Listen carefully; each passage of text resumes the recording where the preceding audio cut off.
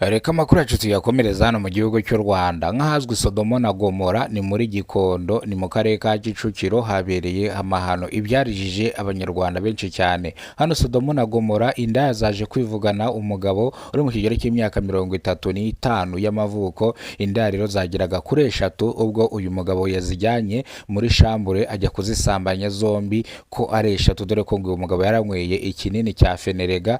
Nibwo rero yaje kwipevera indaya 3 azijyana muri shambure arazisambanya koko, dore ko yazemereye n'amafaranga menshi cyane bitewe n'ikinini yari yanyweye cya fenerega cyari cyatumye igitsina cye kirega ku rwego rwo hejuru cyane. Rero izi ndaya yazemereye amafaranga n'ibihumbi 150 by'amafaranga y'u Rwanda, dore ko zari indaya z'insirimu cyane ndetse zimeze neza fresh sana. Ni mu gihe rero izi ndaya zarangije gukora akazi kazo, uyu mugabo abura amafaranga yo kuzishyura. Sasa rero reka nze nkubwire noneho agashya kabereye hano, uyu mugabo akibura amafaranga yo kwishyura zino ndaya, ikintu cyabayeho hano Sodomo na Gomora.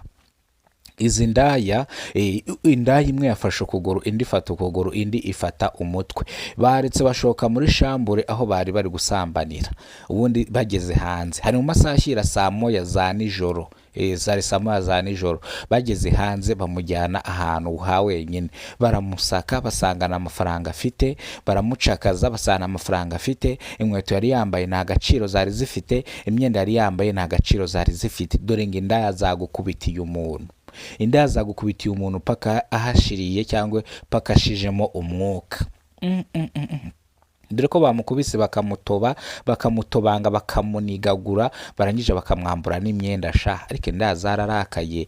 Nibwo polisi yahageraga iri muri patrouille, zino ndaya ziragotwa, zihita zifatwa, zihita zitabwa muri yombi, zikurikiranwe icyaha cyo kwica umugabo uri mu kigero cy'imyaka 35, bavuga yuko yabasambanyije akabura ayo kubishyura. Ese ni ukuri cyangwa koko zino ndaya zamutegereye mu nzira zishaka kumwambura, ziramukubita ziramwica? Ese ni ukuri koko uno mugabo ikinini cya fenerega ajya kugura zino ndaya abura yo kuzishyura? Ukuri kose n'umugabo uri hano twaganiriye, ariko yavuze gutya mu buryo burambuye. Avuga yuko izi ndaya zikorera, zikora akazi k'uburaya, zikagusha abagabo, zigasambana nabo, barangije bakaniba uwo mugabo.